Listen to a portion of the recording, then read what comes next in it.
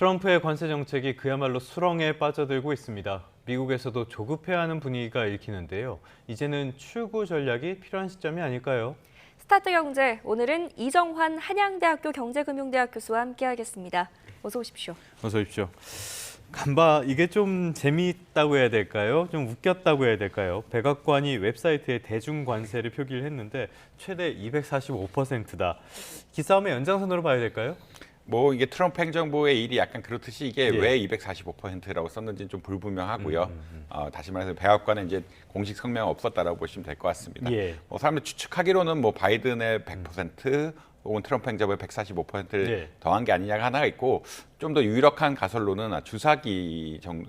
주사기가 거의 네네네. 최대. 왜냐하면 펜타닐 같은 것들에 대해서 이제 어떻게 보면 좀 용도로 쓰일 수가 있기 때문에 주사기 관세가 거의 최대인데 한 245%이기 때문에 그렇게 썼냐라고 이야기할 수가 있는데 예. 이게 왜 그런지에 대해 사람들이 잘 모르고 수치적으로 좀 부풀리면서 뭔가 언제나 그랬듯이요. 예, 약간 예. 정치적으로 이용하는 것이 아니냐. 우리가 생각하는 관세는 145%인데 근데 이거를 245%를 쓴 게 이제 무슨 의미인지에 대해서 뭐 이렇게 약간 해명도 없고 뭐 사람들이 궁금하게 만들고 정치적 메시지가 무엇인지 좀 네. 애매모호하다라고 아마 이해하시면 될 것 같습니다. 네, 이 중국은 이에 대해서 뭐 웃기는 일이다, 숫자 노름에 불과하다 이렇게 일축하기도 했는데 뭐 믿는 구석이 있는 걸까요?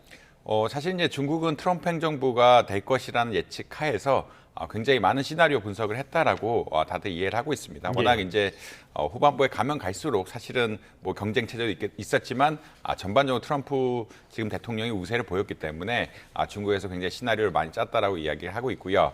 그런 이야기는 관세 정책이 어떻게 나왔을 때 대응하는 방법에 대해서 이미 경로를 약간 만든 게 아니냐라는 의견들이 나오고 있다. 결국은 보복이 오면은 보복 관세를 바로 할 것이다. 그러니까 지금 사실 이제 지금 관세 전쟁의 패턴, 관세 간의 어떤 패턴들을 보면은 예. 트럼프 행정부가 오늘 올리면 다음 날 중국이 바로 올려버리거든요. 예, 예. 그러니까 즉각적으로 대응하는 것들이 이미 프로토콜화돼 있다. 그러니까 이제 지도부의 큰 결정을 안 거치고라도 바로 하게끔 이미 가이드라인에 따라 움직이는 예. 이런 결과들이라고 보시면 될 것 같고, 중국은 뭐 크게 두 가지 무기가 더 있긴 합니다. 아무래도 히토류 같은 공급망 문제, 예, 예. 이제 반도체를 만드는데 히토류가 없으면 또 다른 그렇죠. 흔히 말하는 2차 전지라든지 태양광, 풍력 발전소 이런 거 만드는 데는 결국 히토류라는 희소 광물들이 굉장히 많이 필요하거든요. 근데 이제 아무래도 중국이 공급망의 한 뭐 7, 80%, 많은 부분 한 90%까지 차지하고 있기 때문에 네. 이 희소 광물의 종류에 따라서 굉장히 중국의 공급망의 역할이 크다. 그리고 이제 중국이 또 미국 국채를 많이 가지고 있기 때문에 미국 국채 투매가 좀 우려가 되는 상황인데, 이 국채 같은 것들을 또 관리를 하고 있는 양상들이라 중국이 필 수 있는 전략들은 굉장히 다양하다. 그럼에도 불구하고 이제 관세가 올라가는 것은 중국의 경제 성장률을 낮추는 크나큰 요인이기 때문에 불안 요인이기도 하다라고 보시면 될 것 같습니다. 뭐 양쪽 모두에 안 좋은 거죠. 관세율은 어느 정도 수준을 넘어가면은 245%든 10만 %든 뭐 교육이 안 되는 건 마찬가지이기 때문에 큰 의미는 없는 것 같습니다. 그런데 이 조금 전에 히토류 말씀을 해주셨지만은 양쪽이 조금씩 선을 넘는 듯한 그런 느낌도 드는 게 있어요. 이번에는 미국에서 엔비디아라든지 다른 반도체 업체들의 저성능 인공지능 칩 이것도 제한하기로 했다고 했잖아요. 이거는 어떤 배경이라고 봐야 될까요? 사실 이게 반도체 분야에 한해서는 이제 바이든 행정부 때부터 예. 수출 통제가 굉장히 강화가 됐고요. 그렇죠. 예. 왜냐하면 그때는 바이든 행정부 때는 핵심 산업, 그러니까 첨단 산업에 대해서는 중국과 기술 경쟁을 해야 되고, AI, 반도체, 양자 컴퓨팅, 바이오 분야에 대해서는 수출 같은 것들 통제하겠다라는 이야기를 굉장히 했습니다. 그렇기 때문에 사실 엔비디아도 이 칩 설계를 H20이란 거, 원래는 네. H100을 만드는데 H100에 대해서 성능이 한 6분의 1 정도 된다라고 알고 있고요. 이런 것만 이제 중국에 팔게 되어 있는데 예. 이런 규제를 좀 더 강화했다라고 보시면 되지 않을까라고 생각을 하고 있습니다. 그래서 사실 이제 중국의 AI 위협이 실제적인 것으로 좀 드러나고 있거든요. 그러니까 딥시크 쇼크가 있었죠. 딥시크 쇼크가 있고, 사실 뭐 2년 격차가 난다. 미국과 중국이 한 2년 격차가 난다라고 생각했는데 생각보다 기술력을 보니 한 1년 격차밖에 안 나는 것이 아니냐. AI 분야는 아무래도 데이터 같은 것들이 중요한데 중국은 데이터 수집이 굉장히 쉽죠. 아무래도 정부의 공급 운영이 쉽다 보니까 좋은 데이터를 많이 얻을 수 있는 환경이 조성이 되고, 뭐 알고리즘 차원에서 이제 칩의 어떤 성능 문제를 극복하기 시작하면서 이게 데이터로서 약간 극복하는 이런 양상들이 좀 보이고 있기 때문에 좀 퍼포먼스가 나오겠다. 생각보다 이제 우려가 심각한 상황들이고요. 이에 따라서 흔히 말해서 중국의 AI 산업의 발전의 핵심이 되는, 또 데이터 센터 만드는 것의 핵심이 되는 H20 어떤 칩을 더 이상 공급하지 않겠다. 라는 그런 이야기로 아마 이해하시면 되지 않을까라고 생각을 할 수 있겠습니다. 네, 트럼프의 오락가락 관세 정책이 세계 경제에 큰 여파를 주고 있는 것 같습니다. 파월 미 연준 의장 발언을 좀 짚어보면요. 관세가 이 예상보다 훨씬 높아서 세계 경제에 좀 힘들 수 있다 이런 전망을 내놨더라고요. 또 이 관세 충격으로 인해서 간밤 뉴욕 증시도 좀 급락했던데 어떻게 보세요? 이제 파월 의장의 발언이 이제 주가에 부정적인 영향을 미친 것은 맞고요. 사실 이제 파월 의장의 한 취지는 연준이 할 일은 장기적인 물가 상승률을 잡으면서 예. 일시적인 물가 상승에 대해서는 최대한 억제하는 것이다라는 의견을 밝혔는데 그 말은 어떤 거냐면 사실은 그 관세가 오르게 되면 물가가 오르게 되는데 물가가 오르기 때문에 금리를 낮추기가 쉽지 않다라는 의견으로 해석할 가능성이 높습니다. 아무래도 이제 일시적인 변동이 있는데 그것을 억지로 막으려고 하진 않겠다. 그러니까 예. 유의하겠다는 이런 의미로 봐야 되기 때문에 어떻게 보면은 연준이 금리를 낮추면서 주식시장을 부양하는 이런 정책하고는 좀 다르다라고 이야기를 하고 있고요. 그리고 이 불확실성 자체 이런 것 자체가 자연적인 것이기 때문에 우리가 이제 사실은 시장의 거래자들 상대에서 불확실성이 커지면서 이 불확실성이 폭발하는 경우도 있거든요. 결국은 예. 거래량이 폭증하고 투매가 이루어지면 투자 심리가 악화되면서 주가가 떨어지는 이런 경향들이 있는데 지금은 경제적으로 설명이 가능한 불확실성, 그러니까 예. 관세 정책 자체가 불확실하고 관세 수준이 너무 높기 때문에 이런 불확실성은 경제에서 감내를 해야 된다. 그러니까 금리를 낮춰서 이런 불확실성을 해소할 필요는 없는 것 같다는 의견을 예. 피력하면서 사실 연준의 금리를 통해서 뭐 시장 개입하지 않겠다는 이야기를 한 것이랑 마찬가지거든요. 그렇기 때문에 시장에서는 오늘 반도체 뉴스가 안 예. 좋았죠. 반도체 수출 중지가 되면은 한 5조 원 정도, 엔비디아 5조 원에 7조 원 가량 이제 손실이 날 거라고 생각을 하고 있고, 그다음에 연준 역시 개입하지 않겠다는 의견이 나오면서 나스닥을 중심으로 굉장히 주가가 많이 하락했다. 예. 나스닥이 한 3% 정도 하락을 하면서 결국은 시장이 안 좋은 반응을 보일 수밖에 없는 이런 상황이었다. 반도체 뉴스도 안 좋고 파월 의장의 발언 역시 이제 금리를 낮추면서 개입하는 일은 별로 없을 것이다. 예. 불확실성은 경제적으로 설명이 가능하다. 이런 이야기의 멘트였기 때문에 시장에서 부정적으로 반응했다라고 보시면 될 것 같습니다. 사실 파월 의장의 발언이 시장에 전해지고 나서 낙폭이 굉장히 커지는 모습들이 연출이 되기도 했었는데 애초에 시장이 좀 불안하다고 해서 중앙은행이 이런 상황 속에 나서는 거는 중앙은행의 역할이 아니니까요. 좀 과도한 기대가 있었던 것 같기도 합니다. 자, 그런데 연준 의장, 파월 의장의 말에 들어오면은 관세가 인플레를 자극해서 그러니까 물가는 오를 수 있다. 그런데 성장은 안 좋을 수 있다. 이거 스태그플레이션을 시사한 거 아닙니까? 결국은 물가가 올라가면서 경제 성장이 떨어지는 것을 스태그플레이션이라고 이야기하고 있고요. 예. 스태그플레이션은 사실 정도의 문제입니다. 그런 가능성은 늘 열려 있는데 방향성은 있지만 경기 침체가 진짜 나타날 것이냐 이런 것에 대해서는 조금 아마 지켜봐야 될 상황이긴 한데 그 파월 연준 의장이 이야기하는 것은 수준이 굉장히 높고 불확실성이 굉장히 크기 때문에 스태그플레이션 시나리오도 염두에 둘 수밖에 없는 상황이다.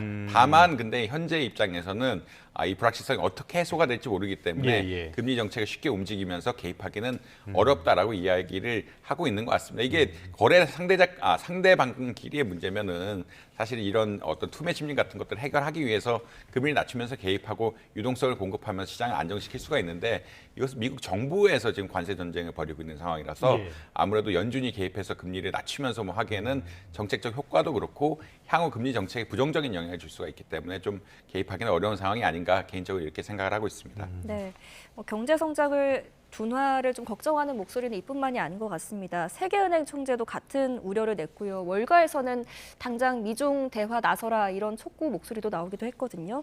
이쯤 되면 멈추지 않는 게 아니라 못 멈추는 거 아닙니까?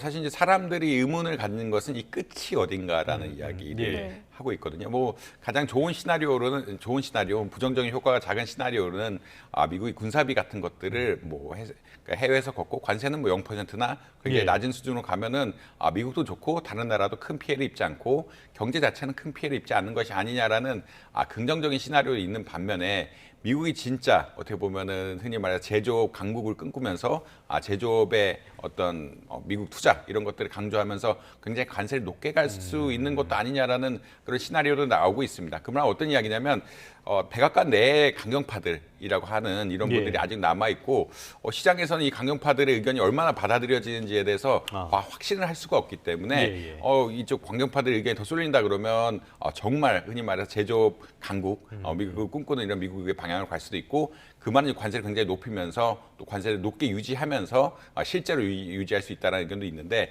사실 이제 경제적으로만 봐서는 아까 말씀드린 것처럼 적절한 수준의 군사비 같은 것들만 얻어내고 관세를 낮추는 것이 미국 경제는 또 단기적으로 좋을 수밖에 없거든요. 예.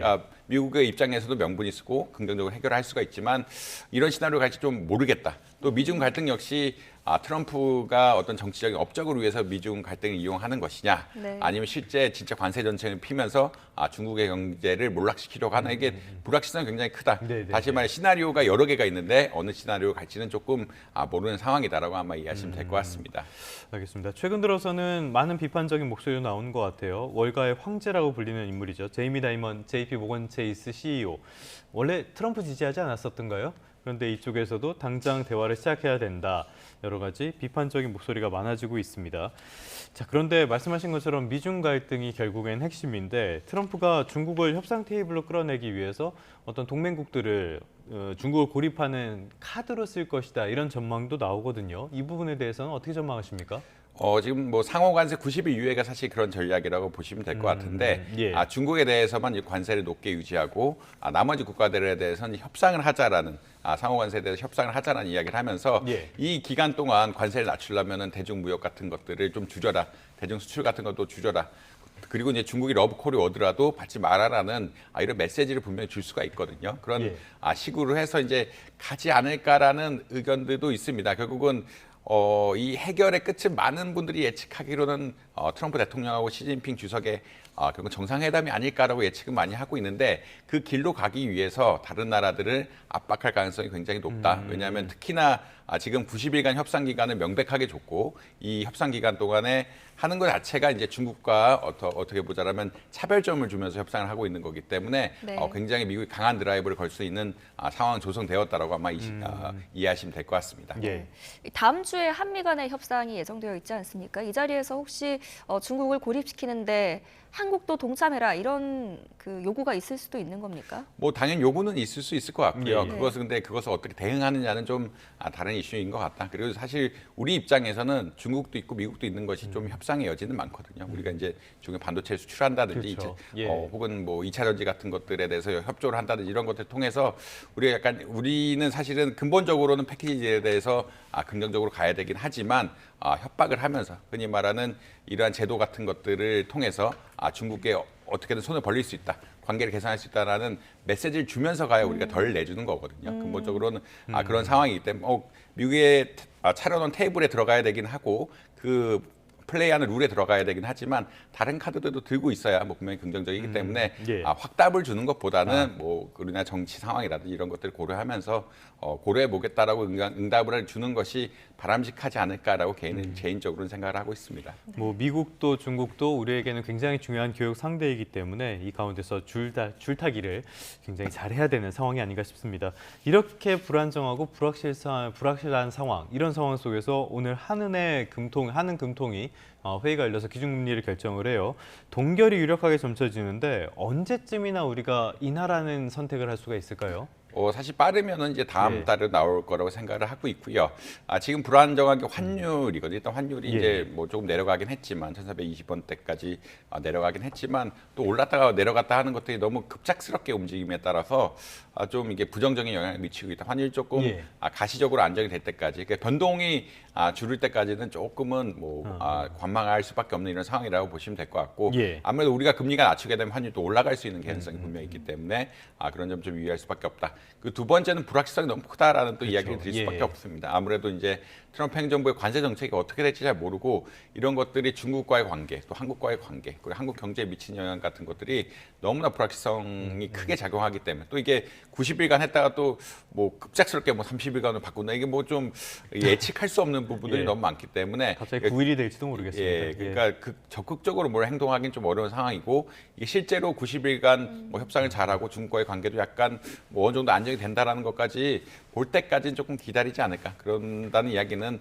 어느 정도 금리가 좀 환율이 좀 안정적이고 미국의 정책 같은 것들이 조금 확실해진다라고 하는 5월쯤에는 금리 내릴 수도 있지 않을까라는 기대는 굉장히 많다라고 보시면 될 것 같습니다. 네. 경기만 보면은 당장 낮춰야 될 텐데 이러지도 못하고 저러지도 못하고 거기다가 대외적인 불확실성은 갈수록 커지는 내후 외환의 시기가 아닌가 싶습니다.